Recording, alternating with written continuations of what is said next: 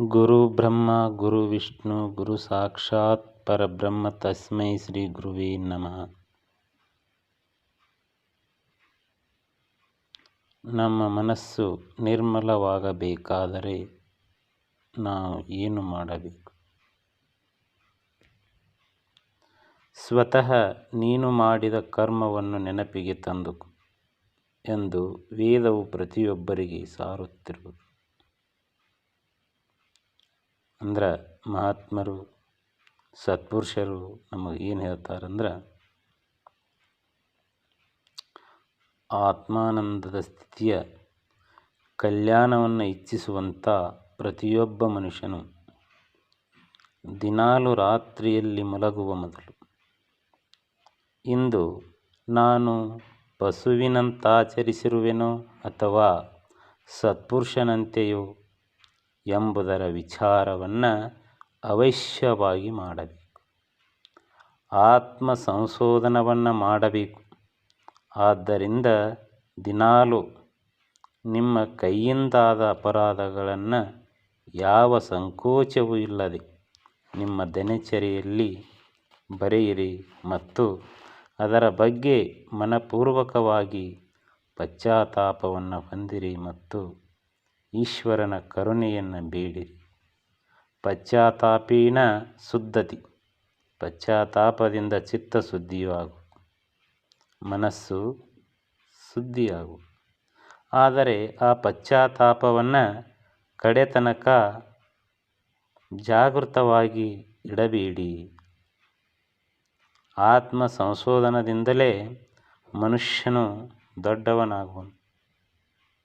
ದಿನಚರಿಯನ್ನು ಬರೆಯುವುದರಿಂದ ಮಹಾಪುರುಷರಲ್ಲಿಯೂ ಮತ್ತು ನಮ್ಮಲ್ಲಿಯೂ ಇದ್ದ ಭೇದವೇನು ಮತ್ತು ಯಾವ ದೋಷವನ್ನು ಬಿಟ್ಟರೆ ನಾವಾದರೂ ಅವರಂತೆ ಸದಾಚಾರಿಗಳು, ಬ್ರಹ್ಮಚಾರಿಗಳು ಮತ್ತು ಪುರುಷರು ಆಗುವೆಂಬುದು ಸ್ಪಷ್ಟವಾಗಿ ತಿಳಿಯಬರುವುದು.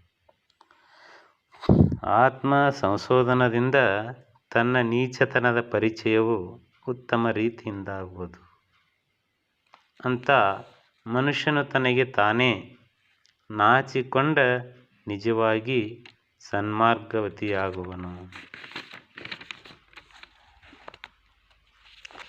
ಅಂಥೇಳಿ ಹೇಳ್ತಾರೆ.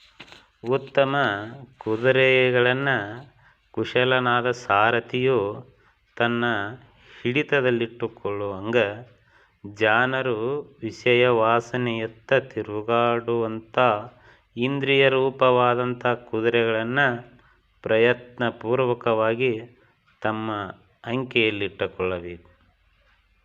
ಅಯೋಗ್ಯನಾದ ಸಾರಥಿಯನ್ನು ಕುದುರೆಗಳು ಎಲ್ಲಿಯಾದರೂ ತಗ್ಗಿನಲ್ಲಿ ಒಯ್ದು ಹಾಕುವಂತೆ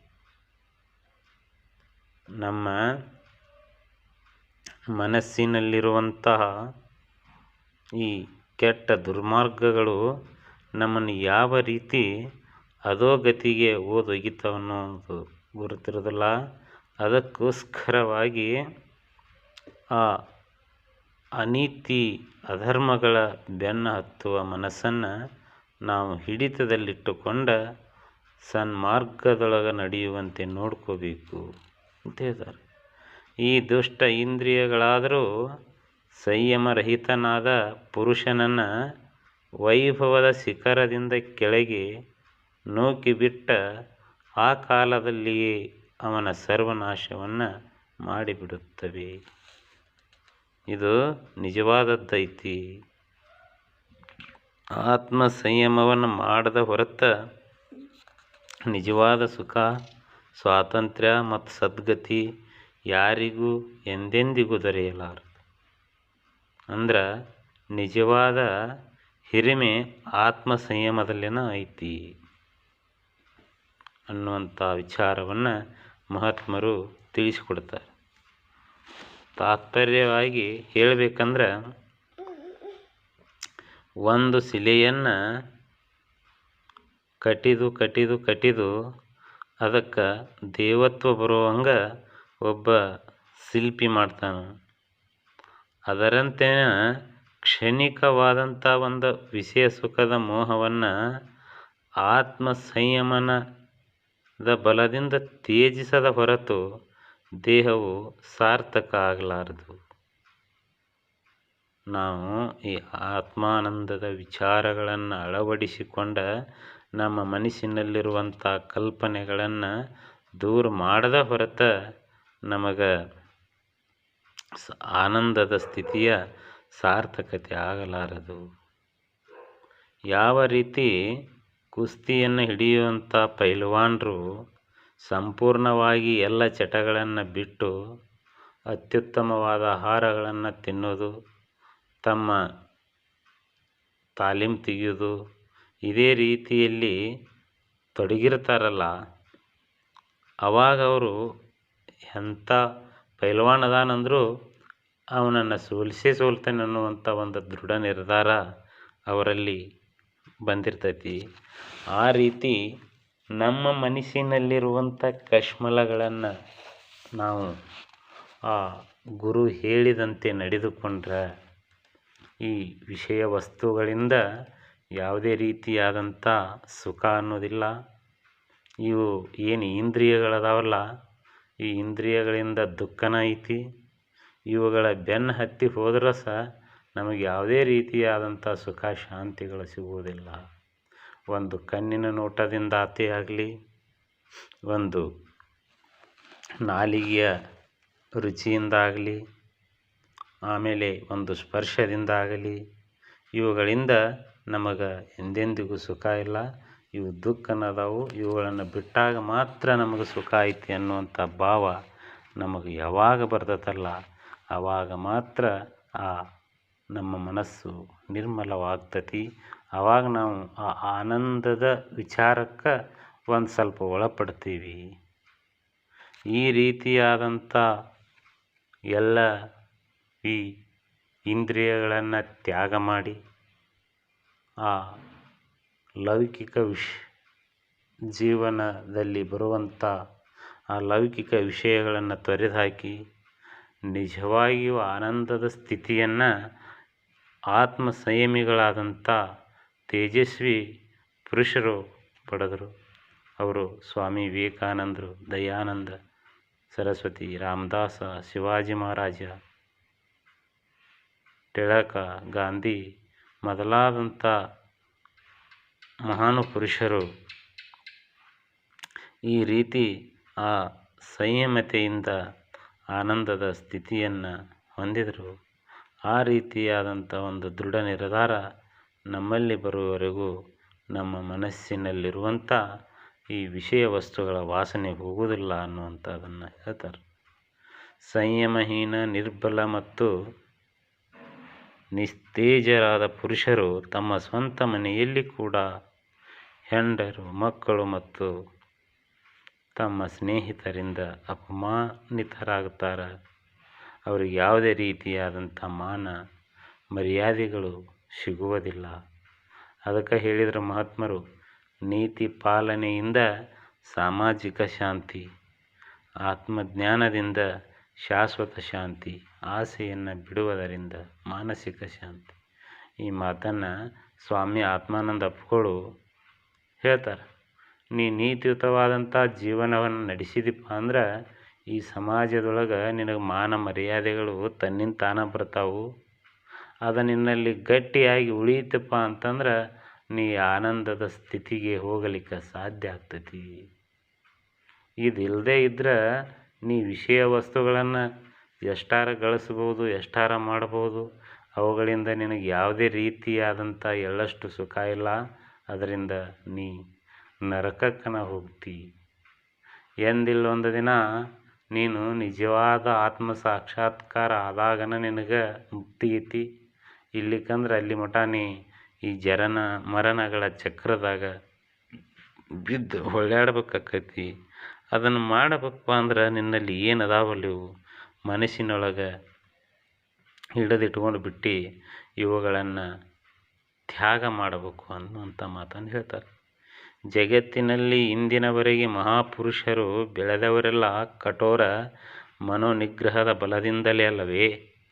ಅದರಿಂದ ತಾವು ದೊಡ್ಡವರಾಗಬೇಕು, ಕೀರ್ತಿಶಾಲಿಗಳಾಗಬೇಕು, ಜಗತ್ತು ತಮ್ಮನ್ನು ಸನ್ಮಾನಿಸಬೇಕು ಎಂದ ಅಪೇಕ್ಷೆಯುಳ್ಳವರು ಈ ಕ್ಷಣದಿಂದಲೇ ನಿಶ್ಚಯಪೂರ್ವಕವಾಗಿ ಆತ್ಮ ಸಂಯಮವನ್ನು ಮಾಡಬೇಕು. ಜಗತ್ತಿನಲ್ಲಿ ಇಂದ್ರಿಯ ನಿಗ್ರಹದಂಥ ತಪಸ್ಸು ಬೇರೊಂದಿಲ್ಲ. ಮನುಷ್ಯ ಇಂದ್ರಿಯಗಳ ವಶನಾದನಂದ್ರೆ ಅವನಿಂದ ಖಂಡಿತ ಪಾಪಚಾರನ ನಡಿತೈತಿ. ಆದ್ರೆ ಇಂದ್ರಿಯಗಳನ್ನು ತನ್ನ ಅಂಕಿತದಲ್ಲಿ ಇಟ್ಕೊಂಡಪ್ಪ ಅಂದ್ರೆ ಎಲ್ಲ ಕಾರ್ಯಗಳಿಗೆ ಜಯ ದೊರಕ್ತತಿ. ಅವರ ಜೀವನ ಅತ್ಯಂತ ಸುಖಕರ ಆಗ್ತತಿ, ಧನ್ಯನೂ ಆಗ್ತತಿ. ಇದರೊಳಗೆ ಯಾವುದೇ ರೀತಿಯಾದಂಥ ಸಂದೇಹ ಇಲ್ಲ ಅನ್ನುವಂಥ ಮಾತನ್ನು ಇಲ್ಲಿ ನಮಗೆ ಮಹಾತ್ಮರು ತಿಳಿಸಿಕೊಡ್ತಾರೆ. ಧರ್ಮ ಅಂದ್ರೆ ಹಿಂದೂ ಜನರಿಗೆ ಪ್ರಾಣ ಆಗಿದೆ ಎಂದು ಜಂಬ ಕಚ್ಚಿಕೊಳ್ಳುವುದು, ಇತ್ತ ಧರ್ಮಾಜ್ಞೆಗಳನ್ನು ತುಳಿಯುತ್ತಿರುವುದು ಈಗ ನಡೆದು ಬಂದ ಮಾತಾಗಿ. ಇದಕ್ಕೆ ಕಾರಣ ಏನಪ್ಪ ಅಂತಂದ್ರೆ, ನೂರಾರು ವರ್ಷ ನಾವು ಪಾರತಂತ್ರ್ಯದಲ್ಲಿ ತೊಳಲಾಡಿದ್ದೇ ಆಗಿದೆ. ಅಂದರೆ ಈ ಸಂಸಾರ ಬಂಧನದೊಳಗನ ತೊಳೆದಾಡೇವಿ. ದೇಶದ ಮುನ್ನಡೆಗೆ ಬ್ರಹ್ಮಚರ್ಯ, ಆತ್ಮ ಸಂಯಮ ಪಾಠಗಳು ಅಗತ್ಯ ಆಗ್ಯಾವು.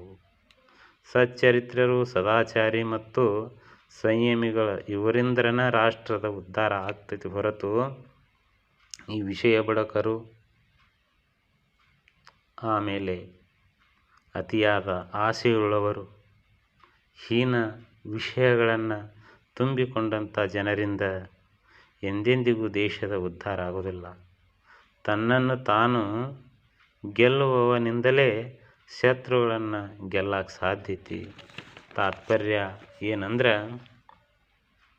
ಆತ್ಮನಿಗ್ರಹದ ಹೊರತು ಮನುಷ್ಯನ ವೀರ್ಯವಂತ ಮತ್ತು ಬಲವಂತ, ತೇಜಸ್ವಿ, ಪರಾಕ್ರಮಿಯೂ ಆಗಲಿಕ್ಕೆ ಸಾಧ್ಯತೆ. ಇದು ಇಲ್ಲದೇ ಇದ್ರೆ ಅದು ಎಂದೆಂದಿಗೂ ಸಾಧ್ಯ ಇಲ್ಲ. ಇಂದ್ರಿಯ ನಿಗ್ರಹ ಆರಂಭದಲ್ಲಿ ಕಠಿಣ ಆದರೂ ಸಹಿತ ಅದನ್ನು ನಾವು ಆಚರಣೆಗೊಳಿಸ್ಕೊತ ಬಂದಿದ್ದ ಖರೆ, ಆದರೆ ಅದು ಸುಲಭ ಆಗೇ ಆಗ್ತೈತಿ. ಅದಕ್ಕೋಸ್ಕರವಾಗಿ ನಾವು ಮಹಾತ್ಮರಂತೆಯೇ ನಾವಾದರೂ ಕಠೋರ ಆತ್ಮ ಸಂಯಮವನ್ನು ಮಾಡಿದ್ದಾದ್ರೆ, ಅವರಂಥ ಉಡುಗೆ ತೊಡುಗೆ, ಆಹಾರ ವಿಹಾರ, ಮಾತುಕತೆ ಎಲ್ಲದರಲ್ಲಿಯೂ ನಡೆದುಕೊಂಡಿದ್ದೇ ಆದರೆ ನಾವು ಆಗ್ತೀವಿ. ದುರಾತ್ಮನಾಗಲಿ ಮಹಾತ್ಮನಾಗಲಿ ಆಗುವುದು ನಮ್ಮ ಕೈಯೊಳಗದ. ನಾವು ಯಾವ ದಾರಿಯನ್ನು ಹಿಡಿದ್ರೆ ಏನಾಗ್ತೀವಿ ಅನ್ನೋದೆಲ್ಲ ನಮ್ಮ ಕೈಯಲ್ಲಿದೆ. ಅದರಂತೆ ನಡೆದಾಗ ಮಾತ್ರ ನಮಗೆ ಆ ವಿಚಾರ ನಮಗೆ ಅನುಭವಕ್ಕೆ ಬರ್ತೈತಿ. ಇಲ್ಲ ಅಂದ್ರೆ ಮತ್ತು ನಾವು ಹೀನರಾಗಿ ಉಳಿಬೇಕಾಗ್ತೈತಿ ಅನ್ನುವಂಥದ್ದನ್ನು ಹೇಳ್ತಾರೆ. ಮನುಷ್ಯನ ಇಂದ್ರಿಯಗಳಲ್ಲಿ ಯಾವುದೋ ಒಂದು ಇಂದ್ರಿಯ ಕೂಡ ಅವನ ವಶದೊಳಗೆ ಇತ್ತಪ್ಪ ಅಂತಂದ್ರೆ ಆ ಮುಂದಿನ ಕಲ್ಯಾಣದ ಕೆಲಸ ಆಗಂಗಿಲ್ಲ. ಯಾವ ರೀತಿ ತೂತ ಬಿದ್ದಂಥ ಪಾತ್ರೆ ಒಳಗೆ ಎಷ್ಟು ನೀರು ಸುರಿವಿದ್ರೂ ನಿಲ್ಲಂಗಿಲ್ಲಲ್ಲ, ಅದೇ ರೀತಿ ಒಂದು ಹಡಗಿನೊಳಗೆ ಒಂದು ಸಣ್ಣ ಚಿಕ್ಕ ತೂತಿದ್ರೂ ಹಡಗು ತುಂಬಿ ಕಾಸ ನೀರು ತುಂಬಿ ಹಡಗ ಮುಳುಗ್ತೈತಿ. ಹಂಗೆ ನಮ್ಮಲ್ಲಿ ಒಂದೇ ಒಂದು ಇಂದ್ರಿಯದ ಆಸೆ ಇದ್ದಿದ್ದೇ ಖರೆ, ಆದರೆ ಅದರಿಂದ ಎಲ್ಲ ಸರ್ವನಾಶ ಆಗ್ತೈತಿ.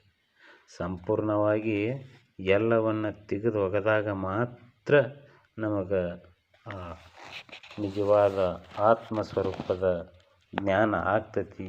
ಆ ಆತ್ಮ ಸಾಕ್ಷಾತ್ಕಾರ ಆಗಲಿಕ್ಕೆ ಅನುಕೂಲ ಆಗ್ತೈತಿ. ಇಲ್ಲ ಅಂದ್ರೆ ಅದು ಸಾಧ್ಯನೇ ಇಲ್ಲ ಅನ್ನುವಂಥ ಮಾತನ್ನು ಇಲ್ಲಿ ತಪೋನಿಷ್ಠ ಬ್ರಹ್ಮನಿಷ್ಠರಾದಂಥ ನಿರ್ವಿಕಲ್ಪ ನಿರಾಕಾರ ಸ್ಥಿತಿಯನ್ನು ಪಡೆದಂಥ ಆತ್ಮಜ್ಞಾನಿಗಳು ಹೇಳ್ತಾರೋ ಅದೇ ಪ್ರಕಾರ ನಾವು ನಡೆದುಕೊಂಡಿದ್ದೆ ಆದರೆ ನಮ್ಮ ಜೀವನ ಪಾವನ ಆಗ್ತೈತಿ.